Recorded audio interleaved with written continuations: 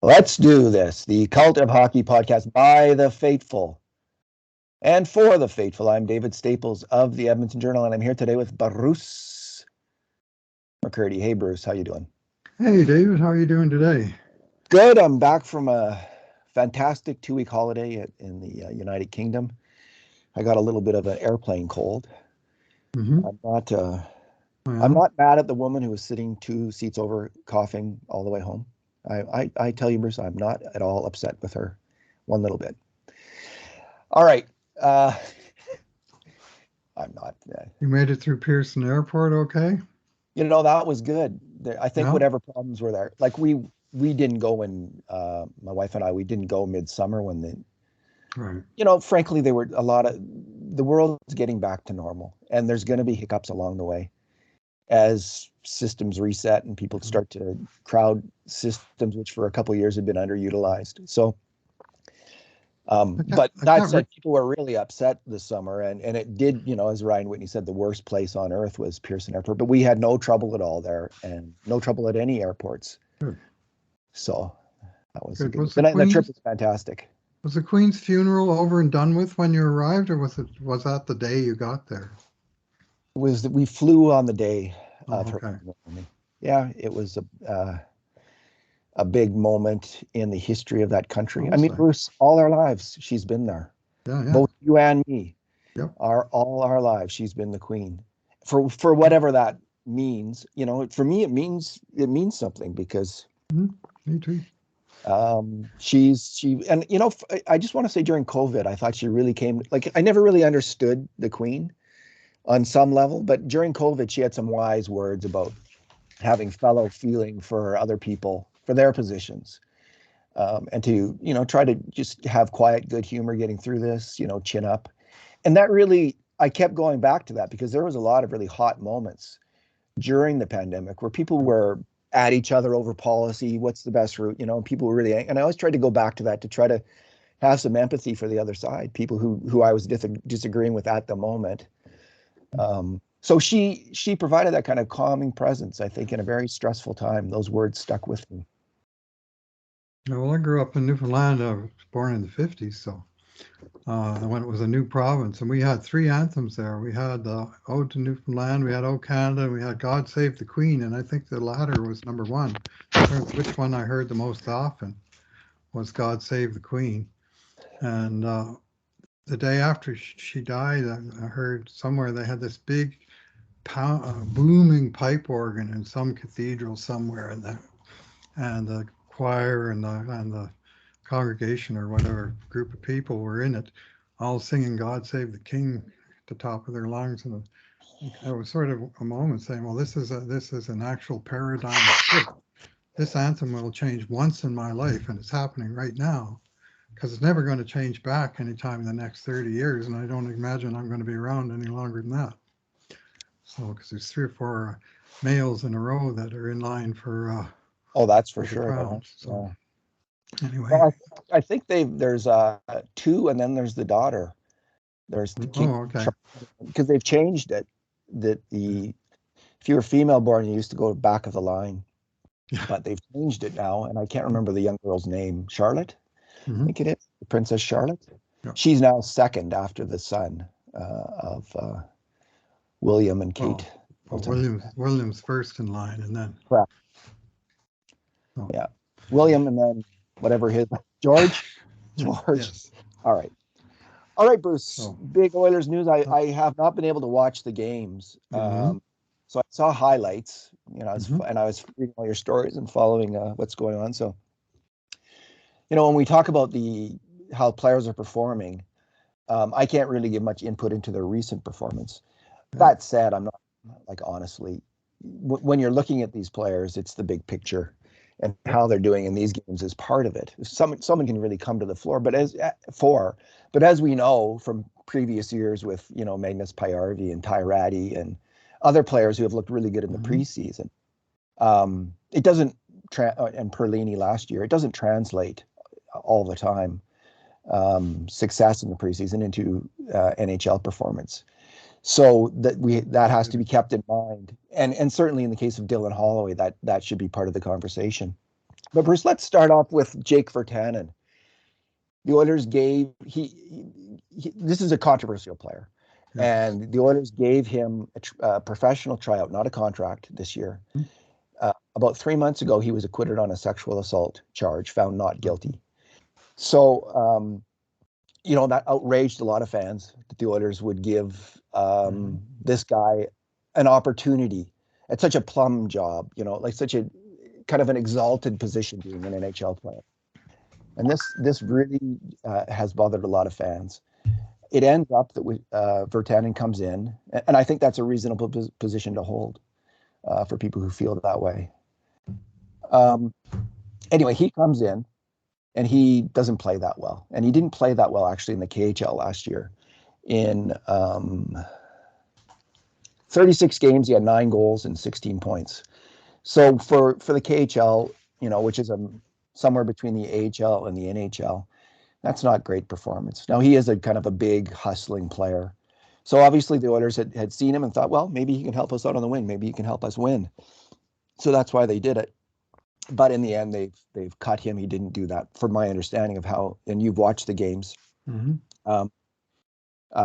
didn't do that well. So first of all, we'll start with, what did you think of his play? And then what do you think of the whole situation around Virtanen? Yeah, well, he certainly had plenty of opportunity. I believe he played 6 of the 7 games, certainly 5. Now, last night's game, there was no stats, so there's no one reliable place you can even look that stuff up for preseason. So unimportant are these games deemed by the NHL. But anyway, I think he played 6 games, and he had a few moments. He had a few flashes. You can see, well, that's how the guy made it to the NHL. He's a big guy. He can skate a little bit. Every once in a while, he'd make a decent pass or play along the wall or something. But they were fleeting. They were few and far between. And he was, to my eye, just a little bit late getting to the play a lot. The puck would already be gone, or the guy that he was trying to hit. This happened last night. Looked like he had a guy dead to rights, and by the time he got there, the guy just stepped aside, and Virtanen hit the wall, literally. And that was just happened too frequently in plays where he just missed the boat. There was a play where he was breaking out of his own zone, and the defenseman put a puck right through his lane, and he forgot to look for the pass, like one of those plays you see sometimes in football where the receiver's running his route and he's not bothering to look for the football. Well, guess what? He ain't going to catch it. And that happened there. There was just sort of a few plays. And I heard the point made that if you had this players out there without name bars, would you notice these things? And I'm just wondering if we would even notice the player at all. In terms of, there was really little he did to stand out. He got a nice assist in garbage time in the beatdown of the Abbotsford Canucks in Edmonton on Monday night, and then last night against the Vancouver Canucks, he did get an assist on one of the goals. He shoveled a puck in front and it bounced off of somebody to the goal scorer. I think that was the Nuge goal that made it 4-4. And so a couple of moments, but a couple of penalties and almost no hits. Like he had 3 games in a row with 0 hits, and the whole idea was they were getting a robust physical, in theory, power forward type. And I just was shocked. Like that is a stat that a player has a lot of control over. Like you can go out there and throw hits. I mean, ask Markus Niemelainen about that, and he gets 5 hits every game. And people wind up talking about his hitting game. Well, nobody's talking about Jake Virtanen's hitting game because he didn't show one. And so I just didn't see where he would help the club. And yet, they kept giving him looks. And as Kurt put it in our last podcast, Kurt Levins, he said that when the organization does give a PTO to the player, it's incumbent on them to give him a real shot at it. And whether he makes the grade or fails to make the grade is based on his performance. And the idea being that even if this PTO fails, the next agent that you talk to that you want to bring their guy on PTO, you're not saying, he's not saying to you, well, you cut the last guy without even giving a real shot at it, because the Oilers, one thing they've done under Ken Holland is the players that are on the cusp do get their chances, and they gave him plenty of chances, and there was never a period of any of those games where I thought, oh, there might be a real player in there. It'd be, these little flashes, and with lots of flat line in between. So I think the right decision on a hockey basis was made to let him go. All righty. What did you think about them giving him a tryout, Bruce? Oh, I lost your sound. Okay. Oh, got it back. Got it back. Okay. Oh, I'm being struck by lightning as I speak. I was very surprised, just because there's been so much sort of undercurrents of stuff in the city already, with Duncan Keith coming in just at the time that he did when that thing blew in Chicago, and we have no idea of his involvement in it, but the fact that he was there when it happened and he was part of the leadership group of the team, some people looked askance at that. Then, of course, there was the Evander Kane signing and re-signing, which at least on hockey terms can very much be defended, that he's a hockey player that helps the team, but there was a lot of pushback on that one.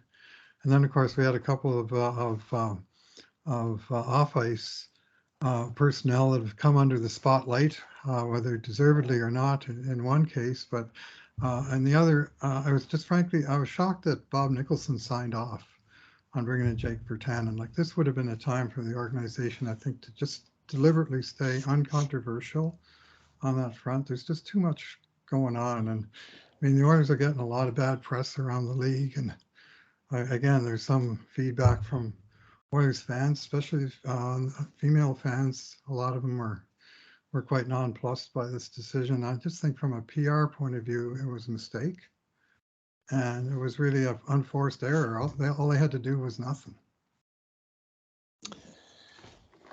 Indeed. Yeah, I didn't see the guy play, so I can't really. I just remember him from Vancouver not being much of a player, kind of a up and down the ice guy who never really seemed to impact the game much.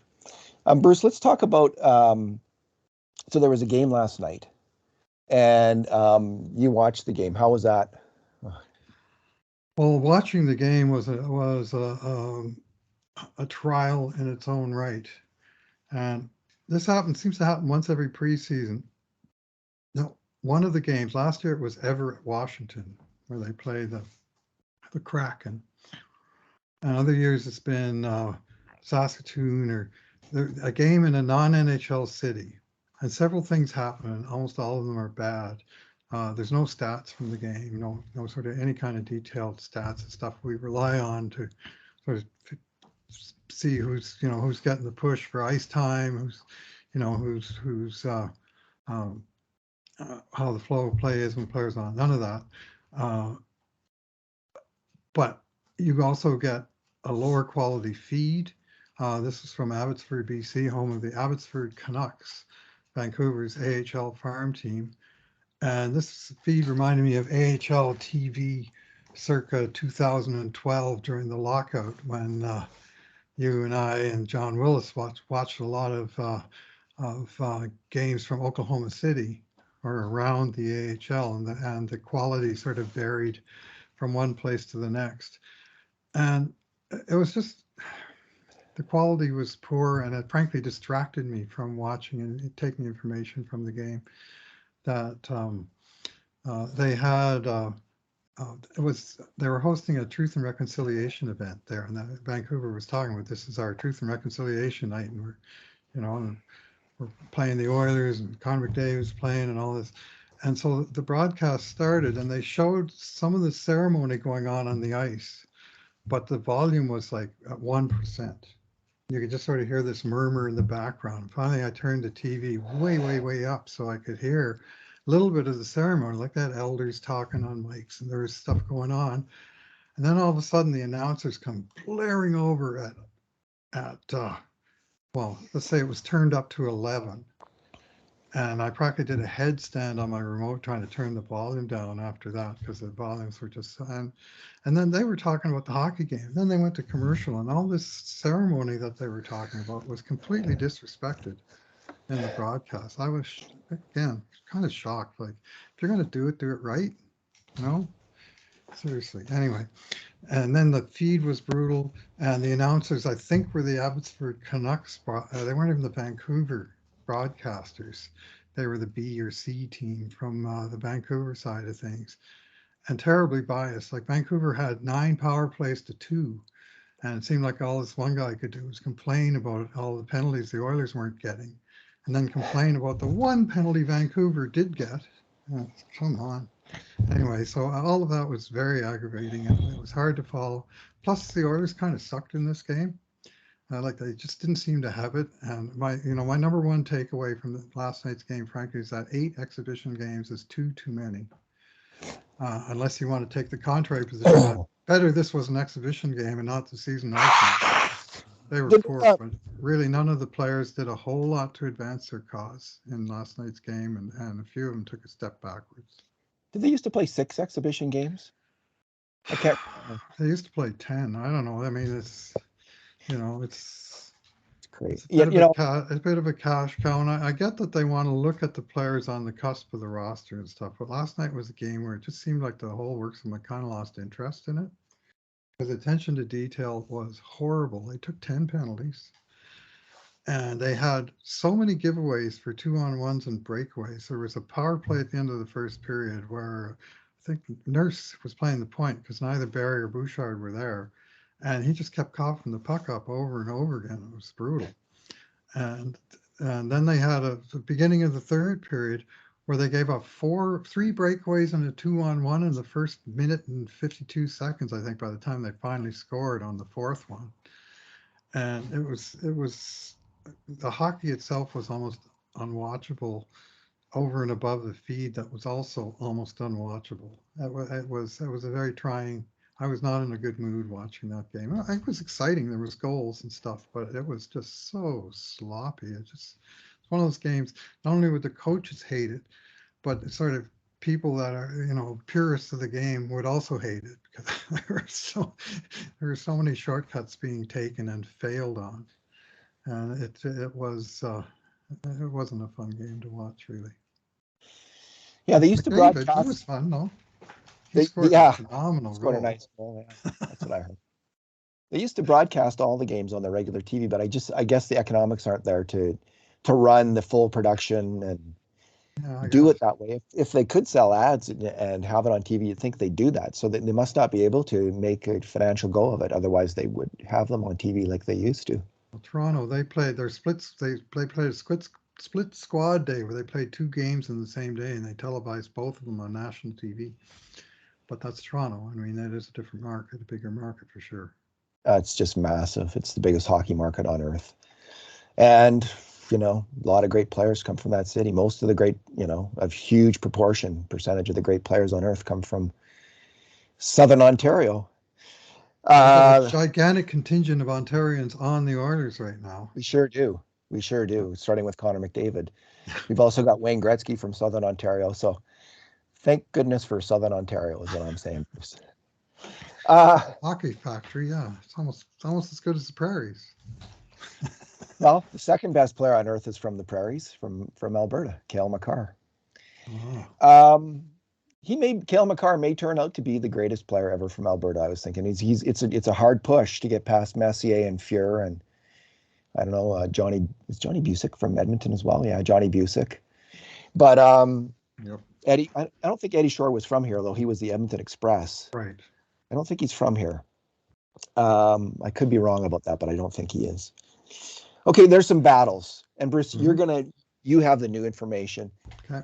The battle for the top 9. Four wingers for 3 spots. Puljujarvi, Holloway, Yamamoto, and Warren Foegele.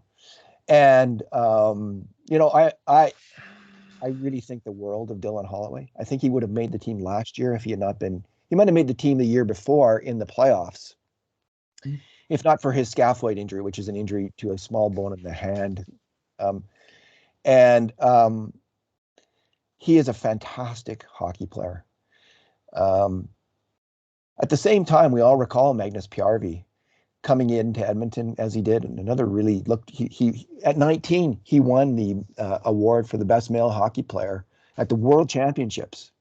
You know, I think it was best forward in those World Championships. I think that year, if I'm not mistaken. You can correct me if I'm wrong on that, Bruce. But he for Team Sweden against men as a 19-year-old. He was, you know, clearly one of the best players in that tournament, which says something.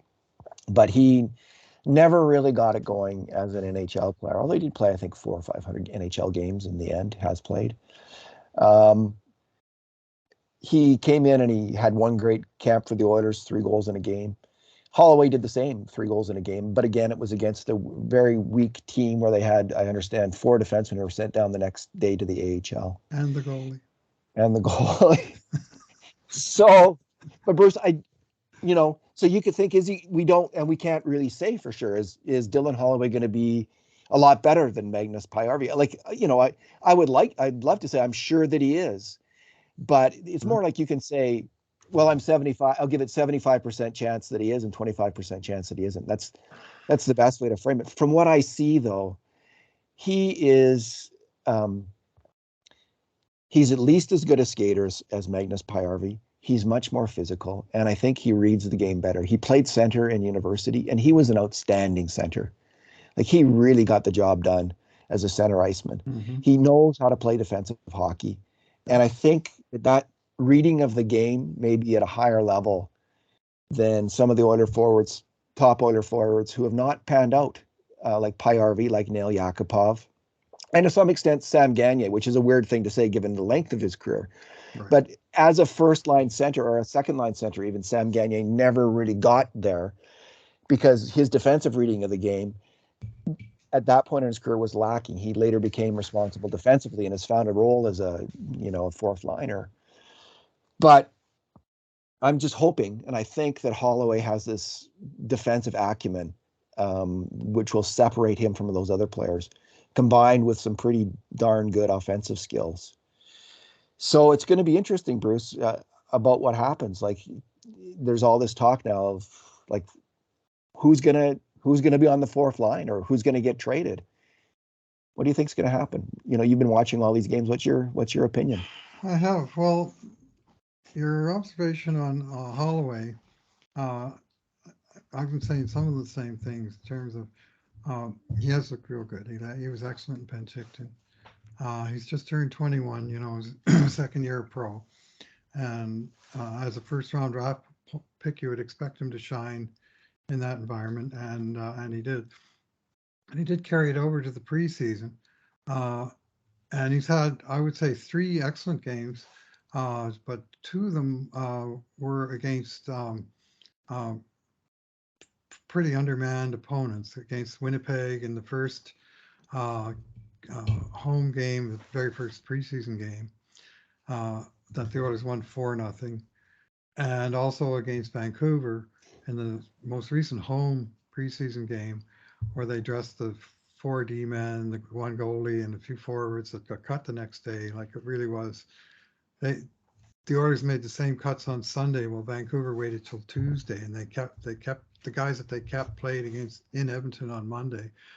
And not only was Holloway playing against a lot of AHLers in that game, which you expect him to do well against AHLers, whether he's playing in the AHL or whether he's up here, but when he's on the line with High and Dry, Zach Hyman and Leon Draisaitl and Dylan Holloway beating up on AHLers is kind of what you expect to see happen. And in fact, that is what we did see happen. They just laid waste to those guys. And it was, the Oilers I think they scored 3 goals in that game on 5-way passing plays, where all 5 guys on the ice touched the puck in succession before the last guy slammed it home.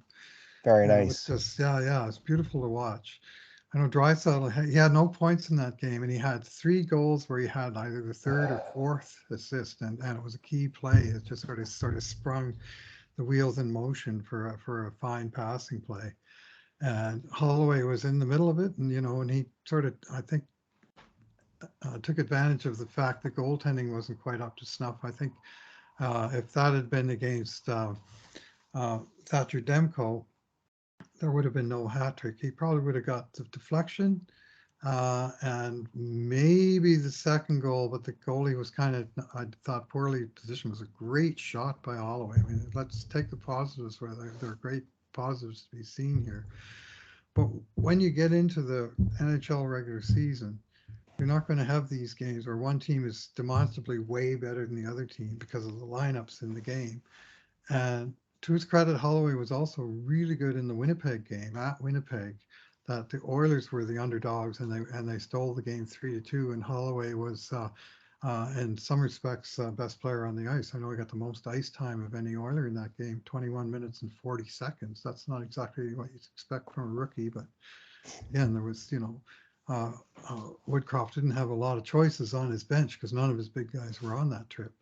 And Holloway showed very well in that game. And then the other two games when he was in Calgary against the NHL style team, and I thought last night in Abbotsford, they were running him right from the start of the game. I thought Vancouver actually targeted him a little bit and took him out of it a little bit. And he had some moments, but he also had some. I mean, he coughed up the puck for a breakaway one time, which put him in a select group of about 12 Oilers who did something similar during the game, but he was one of them. And it was very much a hit and miss game. So we know we got a player here. I think I'm very confident saying that this guy is going to be an NHL player and probably this year. But to sort of say, well, he belongs in the top six, obviously, to me, that's a bridge too far until he actually proves it in games that matter against sort of equal competition, and that really doesn't occur until the games start counting for points. Yeah, I'm like, there's the ongoing controversy with Puljujärvi. Frankly, I'm sick to death of it. Mm-hmm. I'm just so tired of the back and forth. Like, you and me both. And I don't know what to say about it, honestly, Bruce. Like, the guy's a good player. I think he's a top 6 winger in the NHL. If he doesn't have that role here in Edmonton, like, trade him. If they, move him out. Time to move him out. And it's come down to that. And I don't know, like, is the problem that they might have to, attach a draft pick to move him out, like, because of his $3.1 million cap hit. So he might be viewed as a little overpaid by some NHL teams. I don't know. We don't know. I mean, This is a possibility. Oh, I know. So it would be a major fail if they qualified him, signed him to a contract, and then had to trade him out with sweeteners. Then again, if that is actually how it turns out, again, it would be a case where the best option was to do nothing. Because by signing him, when they've kind of put themselves in this position, that would be a major fail. I mean, it would be just a disgusting outcome if that was what were to wind up. Or if they do you think it's a possibility? Or they had to retain salary or whatever. I think Ken Holland has had chances to trade him, most likely, and that he hasn't because he has been nothing that he's getting value. So, and I do think he values the player. I know Brad Holland, and I know Jay Woodcroft values the player, and unfortunately, he did not have a stellar exhibition season. He really did not help his own cause. He had one good game in Winnipeg that almost nobody watched. I watched. I thought he was really good. He had 5 shots, and he was. He looked like himself. But in 2 or 3 of the other games, he's just not there yet.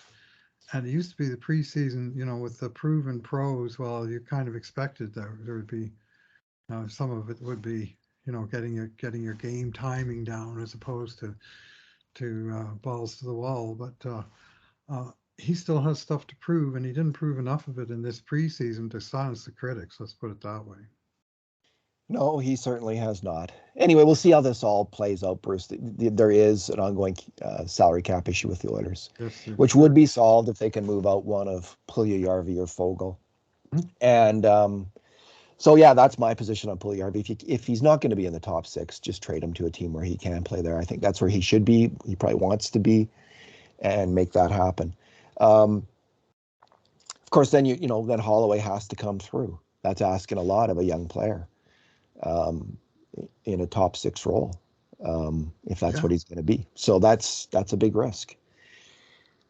Yeah, The other moving battle him would move Hyman to the right side would be the answer to that. But I mean, they have, I think, 10 top 9 forwards is how they're approaching it. And one of them playing the fourth line, probably at center, and it could be Ryan McLeod, or it could be Dylan Holloway, playing the role Ryan McLeod did last year, which is fourth line minutes at even strength, but time on both special teams to bulk up his minutes, because he does have that breadth of game. In some ways, he's similar to Ryan McLeod.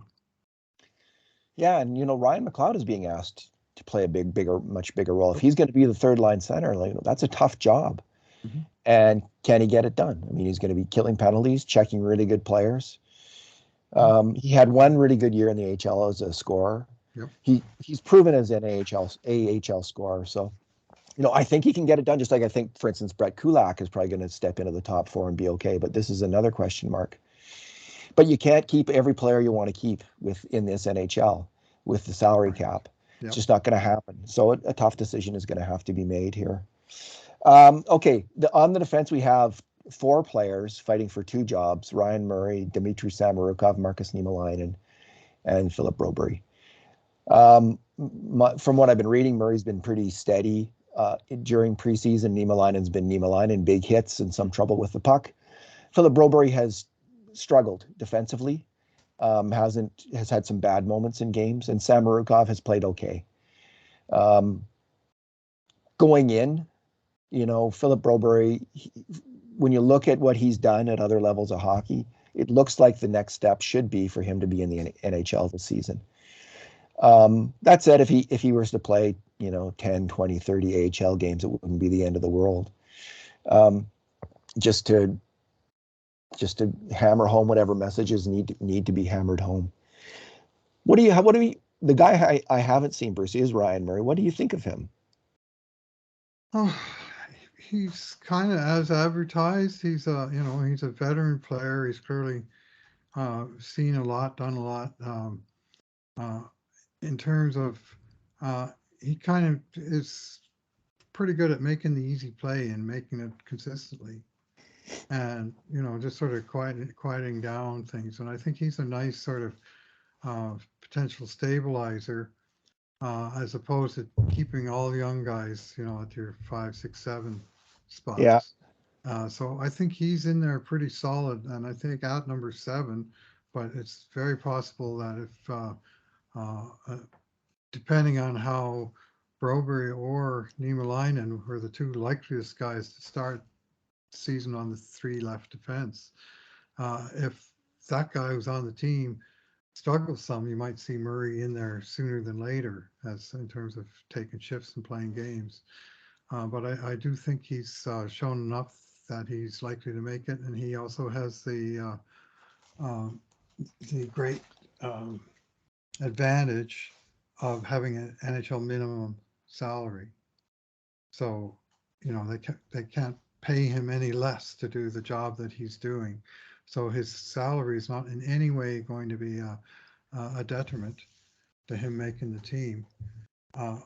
Whereas a guy like Dmitry Samorukov, who's at NHL minimum plus $25,000, like nothing. He's at $775, and yet on the 21-man model of the team that Hart Levine of Puckpedia put out, in which he successfully predicted Ryan McLeod's $798,000 cap hit, which had me pricking up my ears and taking notice. That has Ryan Murray on the team at 750, and it does not have room for Dmitry Samorukov because he's 25,000 higher. There's one little adjustment wrinkle they could do to save 12.5, but they need more to fit Samorukov even on the team.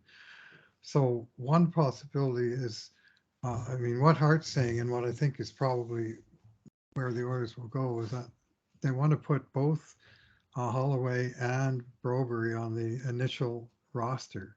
Yeah. Because if they do that, even for one day at the beginning of the season, they go on the roster at their salary, and all the bonuses, which they, as former number 1 draft choices, have bonuses built in, and they're significant, like $850,000 for Broberg. So if they keep him on the roster to start the season, he's got an $863,000 cap hit. If they send him out and then call him up during the season, they call him up at 1.7.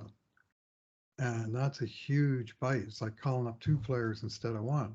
Yeah. And when you're like 25 cents under the cap ceiling, you can't really afford to be doing stuff like that. So at least in the case of if they keep Robbery, it means they'll have to send out, if they keep Robbery and Murray, which is likely, they would have to send out Niemelainen and Samorukov. But they can comfortably do that for Niemelainen because he doesn't have to clear waivers. So they can send him out, put him on the minor league team. And then if they decide, no, Niemelainen was a better player at camp, that he deserves to be on the team, well, they call him right back up on day 2 and send Robbery out, who also doesn't need waivers. And the cap space is there, and Robbery's future bonus issues are all covered. So they can do that with Niemelainen. So if I expect Robbery to be on the season opening lineup, but whether he's on the season opening roster, or whether he's actually in the lineup is a separate question. On the other hand, Samorukov does require waivers, and if they put him on waivers, there's every chance they might lose the guy and just lose that optional depth player of a 23-year-old guy that they've been working, developing for 5 years. It would suck, but it does happen. Kind of between a rock and a hard place. There's almost no flexibility unless someone gets banged up in at the end of camp. Yeah, the tough thing is develops a mystery hip flexor injury or something. That's what I was that thinking. himself. That's one. My shoulder's a little sore still. Yeah. It would be tough to lose him, Bruce, because they've invested a lot of time and effort in developing this player. He's obviously got a lot of some promise as a player, and it was one thing to lose William Lagesson in the end. After tried him in Edmonton, they tried him. He got a couple good runs to make the team. Samorukov has yet to have that very, very difficult circumstances to lose a promising hockey player like that. So I'd hate to see that. Yeah. They must have some sense, Ken Holland, about how keen, like some teams, if they've been trying to get Samorukov in deals, Ken Holland would know if he puts him on waivers, they're going to, good chance to grab him, right? So he can read that. They have information we do not have. So with that, hopefully they guess this right. Maybe if they send him down, that'll work out. Or as you say, he could get the mystery. He'd have to go on long term. Would he not? It would have to be 2 weeks out. Yes, there's a short-term injured reserve is not a solution because that gets counted against the cap, and they just haven't got any cap. Well, 2 weeks in Edmonton nursing that injury that he probably got this morning wouldn't be a bad idea, Bruce, for Dmitry Samorukov, because it's been weird that there haven't been injuries in a way. There's always injuries, it seems. So there's always people bumped up, banged up in some way. So the chance will come. He will get an opportunity if he's in the organization this year to play in Edmonton for more than 3 minutes like he got last season. So I just really want to see that myself because he's a very interesting player, a skilled player, a good player. So. Yeah, well, after 5 or 6 summers of us looking at the prospects in the system, that he's always been kind of in the top 10 prospects for years now. I mean, we've been sort of waiting for that day that he makes the step. And if it turns out that he makes it with some other organization that just claimed him for basically free on waivers after all those years of development, it would really sting. He'll be the Miroslav Shatan of defensemen who got away. Let's not get into that. All right. Greg Wyshynski, Bruce. Greg Wyshynski, who is a noted, he's taken some shots at the Oilers in the past. I actually get a real kick out of Greg Wyshynski. I think a lot of sports commentators are bland and don't say very much. He's really funny, and he's got a very caustic, sarcastic point of view. And and in years past, he's taken a ton of shots at the Oilers organization, mainly when Chiarelli was in charge and the Old Boys Club. He was on the Oilers during the Decade of Darkness and during the Chiarelli era. I have noticed, though, actually, because I was going through some of the old stories, that in recent years, he's been a lot more positive about the Edmonton Oilers. And today, Bruce, that culminated in Greg Wyshynski of ESPN predicting that this year the Edmonton Oilers would win the Stanley Cup. So here's what he writes, quote, Connor McDavid and Leon Draisaitl are generational talents on the same team. The gravitational pull of those stars will eventually ensnare a Stanley Cup for the franchise, as it did for Gretzky and Messier, for Mario and Yager, for Sakic and Forsberg, and for Crosby and Malkin. So why not now? And this is one of I think that's a good argument, especially, and he mentioned, how they filled in around the two superstars with a lot of talented players who, we're all well aware of who those are. The funny thing is, Bruce, my heart says you got it. Yeah, Greg, you got this right. But my head says the Colorado Avalanche. If I was to bet real money right now, Bruce, like if I had to bet my money, I would bet on the Avalanche to win the Cup over the Oilers right now. That team is a little, I feel they're a little different than other teams that have won the Stanley Cup in recent years, like teams that, rose to that level and would have a hard time maintaining it. This Avalanche team is a hell of a team. And they're also kind of built to give the Oilers a hard time, because their defense core, it has two things that gives any team, and including the Oilers, trouble. They've got incredible speed and skill advancing the puck. I mean, you get in on there on 3 or 4 of their D men, and they're just around you. They dance around you. They skip around you. So the forecheck, the Oilers are a good forechecking team, and can cause a lot of trouble for other squads by putting pressure on. Against the Avs, that didn't work because Cale Makar and Bowen Byram and Devon Taves and other players just were moving that puck so well. And at the same time, they're so agile and deft, I should say, on defense, that they were able to slow down McDavid in a way that, a lot of teams are unable to do. They have defensemen who are capable of shutting down, not always, but more often than not, Connor McDavid. So this team, which also is loaded at forward and continues to be, represents a massive challenge for the Edmonton Oilers. And that's my pick to win the Stanley Cup, is the Colorado Avalanche. I think that in 1 out of 3 years, 1 out of 3 series, 1 out of 3 years, the Oilers would beat the Avs in the playoffs. But 2 out of 3, I'd take the Avs. So it's possible the Oilers can beat them. And if players improve on the Oilers, if players like Bouchard step up, and Kulak and Holloway and McLeod and everyone else hangs in there as a really good player, yeah. And there's not injuries. So much of it comes down to injuries in the playoffs, as we saw last year with Nurse and Draisaitl. Yeah, the Oilers can beat them. Yes, definitely. But I got to pick the Avs this year as a prediction. How about you? Well, if they're going to beat the Oilers 2 out of 3, they already got the first one, so we're going to split the next 2, right? So no, that's what happened. That's what happened with the Islanders. Oilers played them in '81, lost. Played them in the '83 final, lost. Played them in the '84 final, won. So it took three cracks at them, and they were an epically good team. The Islanders, obviously, winning 4 Stanley Cups in a row. I would suggest, from your original statement of Colorado being different, well, I mean, each champion is different. Well, I have pretty high regard for the Tampa Bay mini dynasty that won 2 Stanley Cups and then went to the finals the 3rd year in a row. That's no mean feat, and that was a very top-notch team. But they're almost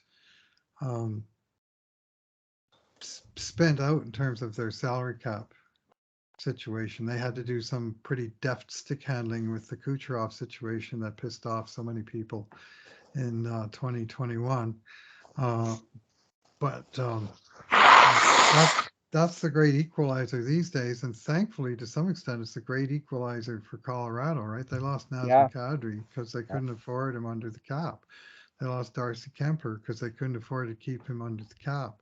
There's a few players that Burakovsky they would like to keep that they couldn't afford to keep. I think they still kept the guts of the team. I'm a big fan of Nichushkin. I think they were wise to hang on to him. Of course, they got McKinnon locked up for one more year at cheap, and I think they certainly still got the guts of their Stanley Cup champion team. But I think they might be down a court just from the guys that they lost.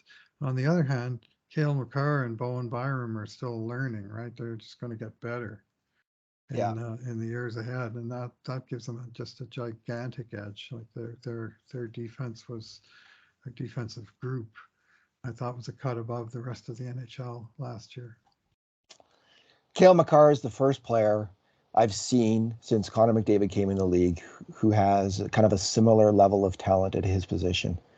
He plays the game, kind of that next level hockey that McDavid brings to center ice. Mm-hmm. Makar brings that on defense, and I'm going to be thrilled one day to see them together on Team Canada.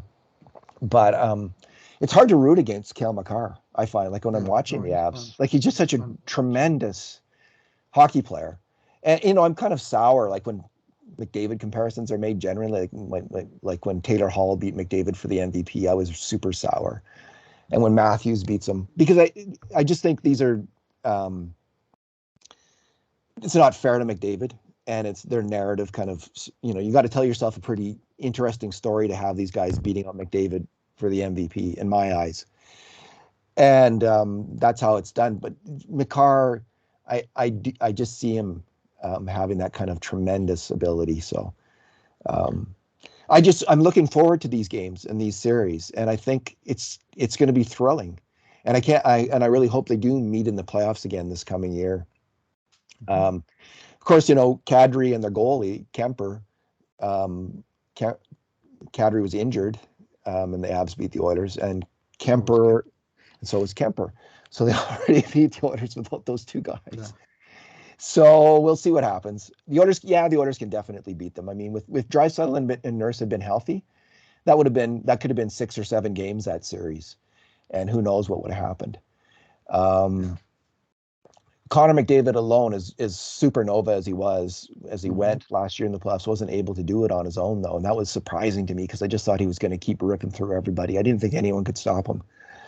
And then that happened. They didn't stop him, but they have more depth, and the Oilers had 2 of their top 3 players were compromised with injury, and Colorado were missing a couple of guys with injury, but their top guys were all going. Yeah. So anyway, they have, and Cale Makar, David, he turns 24 at the end of this month. Yeah. So he's 23, same age as Wayne Gretzky, Mark Messier, Gary Curry, Glenn Anderson, all were when the Oilers won their first cup. He's played in the NHL 178 games. He's got 180 points. He's played in the playoffs 55 games already, 55 career games already for Cale Makar, 4 seasons of double-digit playoff games, 60 points in 55 playoff games. So his points per game is over a point per game in the regular season and the playoffs, even a little better in the playoffs. Oh, yeah, he's a defenseman. Yeah. It's just off the charts. What a hockey player he is. So, yeah. It's hard. I find it hard to find defensemen to compare him to. In that way, he's like McDavid in a way, because the skating, the skill level in the skating, and the deftness of the puck handling is so different and unique in it, that it's hard. Like, we've had Bobby Orr and we've had Paul Coffey, but they were these smooth skating guys who kind of went through your whole team. Where Makar is just like a jitterbug out there, here, there, everywhere. So quick, so unbelievably quick. Anyway, thanks. I appreciate Greg Wyshynski's optimism. Mm-hmm. And I think there's I think 1 out of 4 seasons, I give the Oilers a 1 in 4 chance of winning the Stanley Cup this year, with the Avs 1.5 out of 4, and the rest of the league, all the other teams combined, 1.5 out of 4. Last time that happened, Frank Saravalli did it in 2018, and the Oilers responded by missing the playoffs. So let's hope they didn't read the Wyshynski press clippings. Yeah, I already had that moment of fear this summer where I was thinking, are they going to fall on their face? So I carefully went through all the factors, and I think it's highly unlikely that the Oilers have that kind of collapse. This is a very, very good Edmonton Injuries, Oilers team. injuries is the only thing. I mean, Yeah, it's now a mature team where their top young stars are now their top stars and the true core of the team, where they don't need other veterans to show the way. You know, they're the veterans and they've got, you know, the high end skill. I mean, we sure saw McDavid and Draisaitl take a hard run at it in the playoffs last year, and just wish them a little better health this year. And hopefully, you know, as long as the team stays moderately healthy, they should have a, you know, a real crack at it. and the other exciting thing is there are these young players who are bubbling up like Holloway and Bouchard and Philip Broberry, and and if they do reach their potential, I mean that's what the Oilers have. They've got to have that happen with some of these players, and it looks like it might. Ryan McLeod is on that list, and Stuart Skinner. So it's a for the first time in a long time, you know, the farm system is regularly providing good, solid, promising prospects. And this isn't the Edmonton Oilers franchise of the decade of darkness. Much has changed. Shirelli and Keith Gretzky got that farm system going, to give them some credit, even though they didn't. Shirelli obviously didn't do everything right. And Holland and his group have kept that up and brought in some really good veteran pro players as well, in Kane and Hyman and Jack Campbell and Kulak. So I'm excited, Bruce. I'm excited heading into this year. It should be a fantastic season. Well, certainly the core of the team is, as a group, is pretty close to the core of their careers, like near the peak value, or near the peak age. You know, if you say 23 to 30 is the peak age, that's most of them. You know, you don't have any 38 and 40-year olds on this year's team. And you're not putting like huge expectations on 21-year olds to, you know, to do the heavy lifting. Like they have, you know, even their young forwards, many of them are, you know, 24, like Yamamoto and Puljujärvi are. Uh, so they're they're clustered sort of nearer the center of the career curve as a group, and I think that bodes well. Yeah, one of the things I wrote about recently, and you looked at the center depth as well, is like how this group of centers Oh, stacks up. I mean, this group of centers, like people capable of playing center, McDavid and Draisaitl, Nugent Hopkins, McLeod, Derek Ryan, Dylan Holloway, and Devon Shore. You know, that's seven deep, Brad I think, Malone. in players. And Brad Malone, I don't really know if he's an NHL, even a fourth line center, but we could give him that. 7 or 8 deep in Mm-hmm. quality, you know, and at the top you have McDavid and Draisaitl. You know, I think you have to go back to 1988, the last year Gretzky was on the team, to find that kind of depth. They had Gretzky, Messier, McTavish, Kevin McClelland, and Keith Acton.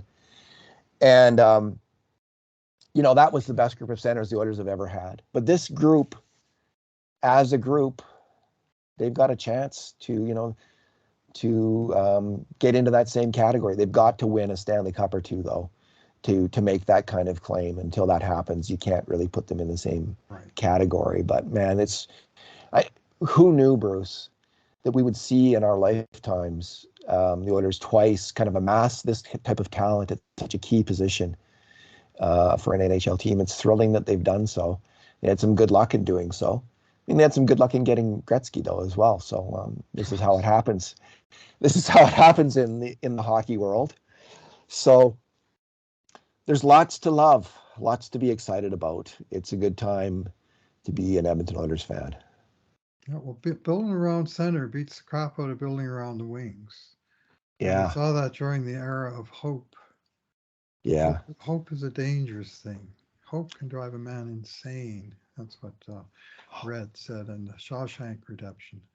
Uh, and the hope of Hall, Hall, Omar, Payarvi, and Everley, all wingers that were rookies on the same Oilers club of 2010-11, and but the center depth wasn't there, and asking a winger to play center, as they did with Taylor Hall at one point, is a whole lot different than asking a center to play winger, as they've now done with guys like Leon Draisaitl, Ryan Nugent-Hopkins, Ryan McLeod, Derek Ryan, and on down the list. It's Dylan fairly Holloway, easy Devin for Shore. those guys. So you can have 7 or 8 centers on your team and use some of them at center and use the rest of them at the wing.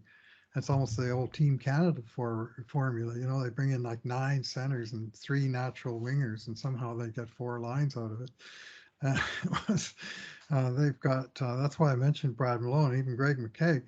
Post that I wrote, I listed 8 guys that played center in the National Hockey League that are on the Oilers extended roster now, and 7 of them had at least 200 games in the NHL. So you're not just talking about, you know, we're not saying, well, Dylan Holloway might turn out to be a good center one day. You're saying, well, these guys, you know, had careers in the NHL, and they're all mostly still sort of somewhere near their peak age. And oh yeah, Dylan Holloway might be a good center in some future year, but they don't need him to be a center right now. They just need him to play, and they've got other guys that can do the center position and put the kid where he helps the most, kind of thing. They've kind of done that with Ryan McLeod too, and uh, it's nice to have players of that versatility, that have such breadth of game, that you know the future for them. It's hard to tell how high they can take it, but it's very, very promising. All righty. Well, Bruce, I think we've covered the territory for now. Let's just check Twitter to see if anything's. I think that's probably it for the day. They sent down the goalie Oh yeah, Picard Calvin and Picard, Slater Cuckoo, Slater got Cuckoo. waived, and they signed Steve Staios to be involved in player development, Correct. and I would suggest management after a successful management career in the OHL, where his team Houghton Bulldogs made it to the Memorial Cup final last year and won the OHL first, of course. Yeah. And his son was on that team, Nathan Staios, real good player, small guy, but very, very feisty and competitive, kind of like his old man. But he's aged out now. So it was a logical time for Steady Steve, to turn the page on his own sort of burgeoning post-playing career and find a different challenge. And he's found it here in Edmonton. That doesn't make me unhappy. Indeed. Reliable kind of character person, knows his hockey, and made the most out of the talent that he had, which is something you see in common with a lot of the coaches and managers. They weren't necessarily great players, but they had to learn the game inside out to make it as far as they did in many cases. And you have to say that about Steve Staios, was able to wring every ounce of talent out of himself to make a career of it. I note that in Hamilton, his team, he was the GM and president, Mm-hmm. and twice he won the OHL championship with that team, and he did it with some pretty bold moves.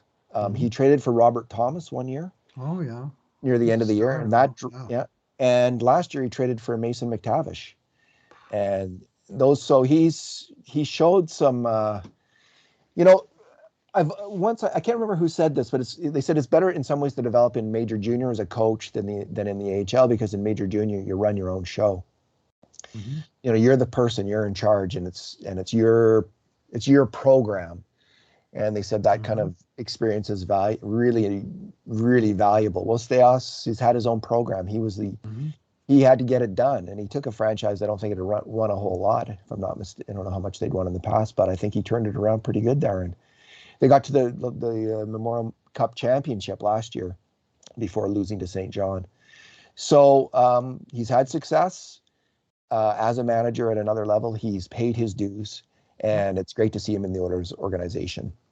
He's got the Kyle Dubas resume, David. There you He's the go. GM of the Sault Ste. Marie Greyhounds for a number of years, and built up a powerful program there, and went on to bigger, I won't necessarily say better, but bigger things in the National Hockey League. And that career path of learning through junior, as you say, and running your own show, that's a great learning experience for a young executive type.